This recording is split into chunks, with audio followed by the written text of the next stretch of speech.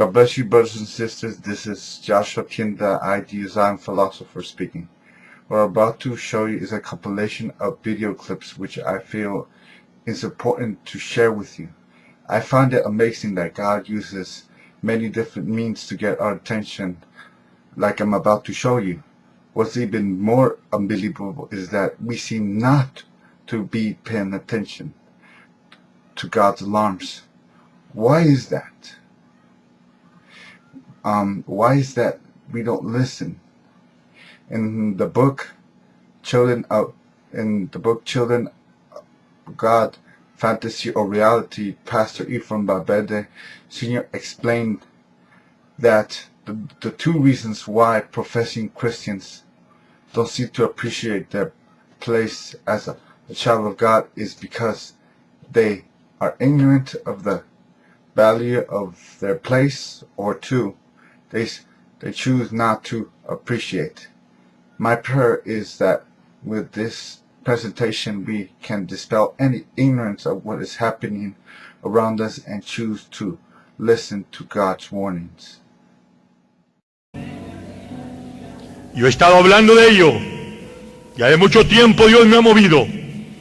Y yo sé que en estos lugares del mundo son muy pocos los que están en serio y por lo tanto aún no creen lo que viene. Pero viene. Lo que viene, viene. Y lo que ahorita hay va a cambiar. Y muchos, Dios me lo ha mostrado a mí en visión. Más de una vez, muchos de los que ahorita no están en serio, precisamente porque el ambiente se presta para vivir tranquilos, a gusto, ocupados en lo propio, disfrutando de esta vida. Oigan bien, porque para allá va en la escritura que he señalado. Disfrutando de esta vida, cuando no tenga lo que ahora lo hace feliz aquí, porque Dios se lo va a quitar. En cambio, cuando se le acaba todo aquello que es felicidad y aquello que le trae dicha humana, cuando llega la enfermedad, cuando llega la prueba, cuando llega el dolor, entonces clama como no había clamado. ¿Saben qué es cierto? Porque el Padre al Hijo que ama castiga. Y entonces, quienes no quieran oír hoy, en este tiempo, la voz de Dios, Dios por cuanto les ama, les va a quitar lo que tienen. No nomás de los que me están oyendo aquí en persona ahorita, sino de los que me oyeren en lo que estoy diciendo, en donde llegare mi voz. Acuérdate que Dios te lo está diciendo hoy o en el tiempo que lo oyeres, que si tú no aprovechas hoy la oportunidad para buscar a Dios en serio, preguntarte en serio la pregunta que acabo de hacer: ¿qué andamos haciendo? Si no te detienes para hacerlo ahora, espérate, Dios te va a dar la oportunidad para que te preguntes, pero entonces vas a bramar. Porque Dios te va a quitar lo que te está deteniendo para que andes en serio. Porque we must strive to be in the center of God's will. Now, another thing that He has given us, not just one great love, not just one great passion, but He's also given us a great commission. Men, we were not made to live like most men. We were made to fight. We were made to strive. We were made to work. We were made to conquer.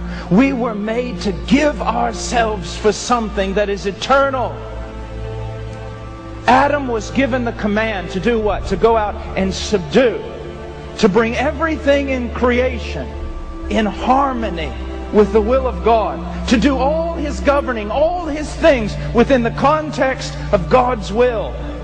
Now we live in a fallen world that lives in darkness and death. The kingdom of the evil one spread abroad throughout the land. You and I were not called to play video games. We were not called to sit in front of a television set. We were not called to give ourselves to trifles. We were called to advance a kingdom. To live with a passion, to fight for Him. And to only every once in a while drop our swords and look up for a smile. I want to fight. I don't want comfort. I don't want ease in Zion. Because the kingdom of God is built not by those who rest easily in Zion, but by those who go out into the streets and fight. And the weapons of our warfare are not carnal. They are mighty. Intercessory prayer, the proclamation of the gospel, and sacrificial love. Men, rise up, O men of God. Do what you were called to do. Be valiant and strong. And know that it's going to cost you. You take your stand beside Jesus Christ and His cause, and you watch the devil come after you, buffeting you from the outside and from the inside. But that's what war is about. And so He has given us a great commission to pace a room at night saying, there is a place where He is not worshipped, where He is not worshipped. There is a place where He is not worshipped. I cannot sleep. There is a place where He is not worshipped. There is a place where the flag of Zion does not fly. That's what we were made for.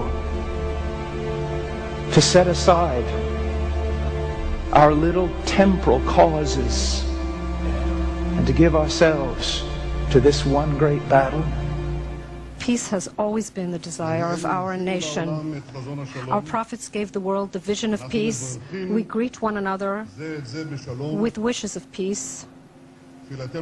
And our prayers conclude with the word peace. We are gathered here this evening in an institution named for two pioneers of peace, Menachem Begin and Anwar Sadat. And we share in their vision. 2.5 months ago, I took the oath of office as Prime Minister of Israel. I pledged to establish a national unity government, and I did. I believed, and I still believe, that unity was essential for us now more than ever as we face three immense challenges: the Iranian threat, the economic crisis, and the advancement of peace. I know the face of war. I have experienced battle. I have lost close friends. I lost a brother. I have seen the pain of bereaved families.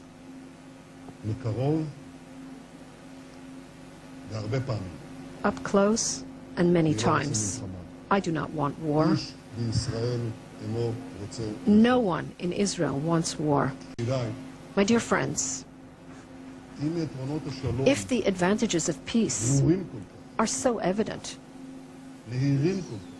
so obvious, we must ask ourselves why peace remains so remote from us, even as our hands remain outstretched to peace.